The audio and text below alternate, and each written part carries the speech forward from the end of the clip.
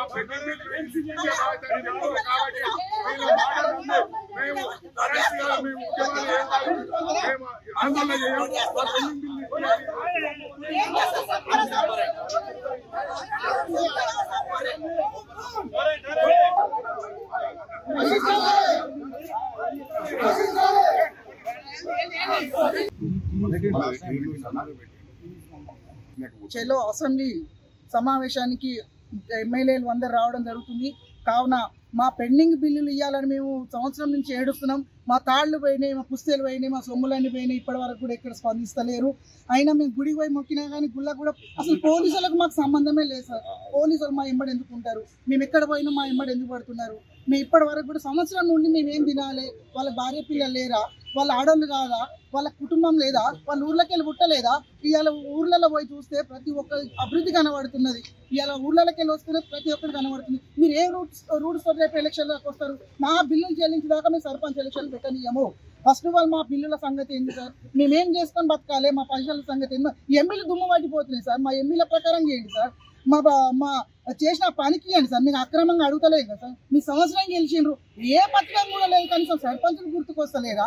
మహిళా sarpanch sir, SC ఉన్నాము, ST ఉన్నాము, కొత్త గ్రామ పంచాయతీలు ఉన్నాం, బిల్డింగ్లు కట్టినాము, పల్లె దవాఖానలు కట్టినాము. మా పరిస్థితి ఎవరికి చెప్పుకోవాలి సార్? అసలు పోలీసులతో నాకు చాలా ప్రాబ్లం సార్. పక్కలకి వెళ్ళి సార్ పాలిచ్చే తల్లులను గుంజుకోబోతున్నారు. ఇవాళ పాలిచ్చే తల్లు పక్కలకి వెళ్ళి నైటీలు, డ్రెస్సులు, భార్య భర్తలు అసలు డోర్లు వాళ్ళ కూడా తీసుకోబోతున్నారు. ఎక్కడ సర్పంచులు అక్కడ మేము దొంగసాటంగా దెబ్బలు పడి తన్నుల వాడుకుంటే బయటకు ఇవ్వాలి, ఇక్కుంటే ఇవ్వాలి, ఇక్కడికి చేరుకున్నాం. అసలు మా మీద ఏ సెక్షన్ ఉంది సార్? సర్పంచుల మీద ఏ చట్టం ఉంది మమ్మల్ని అరెస్ట్ చేయమని? చూపిమని. ఒక సర్పంచ్ గెలవడానికి ఇన్ని లక్షల ఇన్ని పని చేస్తే ఇంత అవస్థ పడాలా? మేము చెప్పండి, మాకు ఏ సెక్షన్ ఉందో. ఇవాళ సెంట్రల్ జైలుకి పోతాను కూడా మేము సిద్ధంగా ఉన్నాం.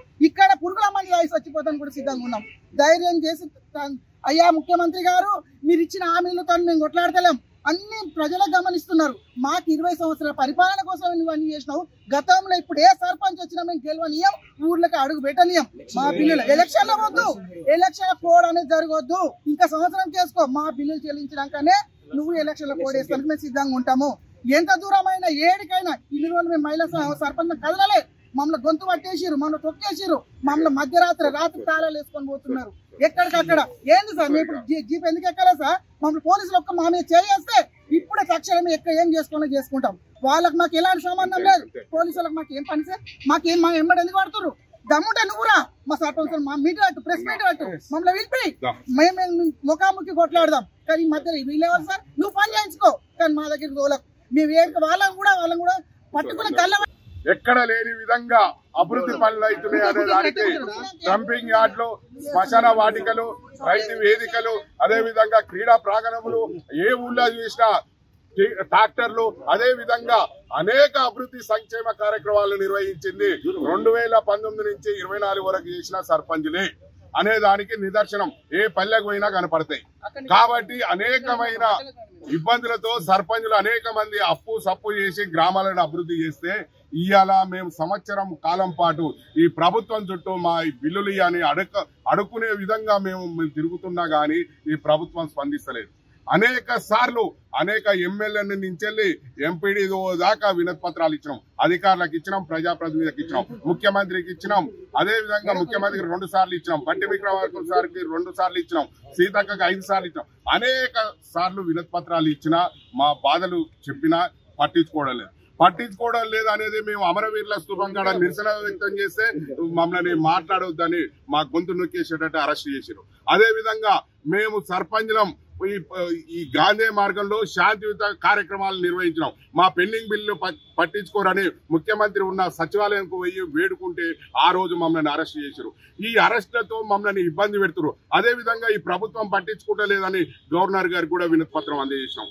ఆయన 1 నెల రోజులలో వస్తుందన్న పట్టించుకోలేదు. అదే విధంగా అనేక సార్లు వినతి పత్రాలతో మేము అనేక సార్లు గాంధీ మార్గంలో మేము వినతి పత్రాలు ఇచ్చినా ఈ ప్రభుత్వం పట్టించుకోవట్లేదు. అంటే హైదరాబాద్ నగరంలో బంజారాయిల్స్ లో ఒక మైమగల్ల తల్లి, పెద్దమ్మ తల్లి దేవాలయం ఉంది. ఆ దేవాలయం కన్నా ఈ మనసు గరగాలి, మా పెండింగ్ బిల్లుల మీద ఈ ముఖ్యమంత్రి మనసు గరిగి మా బిల్లులు ఇవ్వాలని వేడుకుంటూ పోతే కూడా అక్కడ కూడా మమ్మల్ని అరెస్ట్ చేశారు. అంటే దేవుణ్ణి ముక్కడం కూడా మమ్మల్ని అరెస్ట్ చేశారు. అంటే శాంతియుతంగా గాంధీ మార్గంలో మేము అనేక సార్లు మొరపెట్టుకున్నా మా బాధలు వింటలేరు. ఇవాళ చెలో మాకు అసెంబ్లీ నడుస్తుంది, ఈ అసెంబ్లీకి వెళ్లే మా ఎమ్మెల్యేలు, మంత్రులు మా గోడు వినాలి అని ఒక వినతి పత్రాలు అందజేద్దామని ఈ రోజు అసెంబ్లీ దగ్గరికి వస్తే అసెంబ్లీకి మేము ఏదో బయట దేశం నుంచి వచ్చే టెర్రరిస్ట్ లాగా, దొంగల్లాగా మమ్మల్ని పోలీసులు చుట్టుముట్టి మమ్మల్ని అరెస్ట్ చేస్తున్నారు. ఈ అరెస్టులతో, నిర్బంధాలతో ఈ మమ్మల్ని మా బిల్లులు ఇవ్వకుండా అడ్డుకోవడం ఎంతవరకు ఈ ప్రజాప్రభుత్వానికి, ప్రజాపాలనలో? కాబట్టి ఇవాళ మా పరిస్థితి, మా సమస్య ఇవాళ అసెంబ్లీలో తాడో పేడో ఈ ప్రజాప్రతినిధులు పరిష్కరించాలి. లేని ఎడల మేము గ్రామాలలో ఈ ప్రజాప్రతినిధులను తిరగనీయం, అడ్డుకుంటాం. అదే విధంగా మేము చేసిన అభివృద్ధి పనులు ఉన్నాయి గ్రామాలలో, మేము అధికారులను కూడా అనేక సార్లు మేము అడ్డుకోవడానికి మేము సిద్ధం పడుతున్నాం. కాబట్టి మా పెండింగ్ బిల్లులు ఇచ్చే విధంగా ఈ ప్రభుత్వం చూడాలి. ఇవాళ మా కుటుంబాల్లో అందరి కుటుంబాల్లో వెలుగు నింపాలి మా బిల్లులు ఇచ్చి. కానీ మమ్మల్ని ఇబ్బందులు పెట్టి అరెస్టులు చేసి మమ్మల్ని పంపేయడమే కరెక్ట్ కాదు. కాబట్టి ప్రభుత్వం తక్షణమే మా పెండింగ్ బిల్లులు చెల్లించాలని కోరుతున్నాం.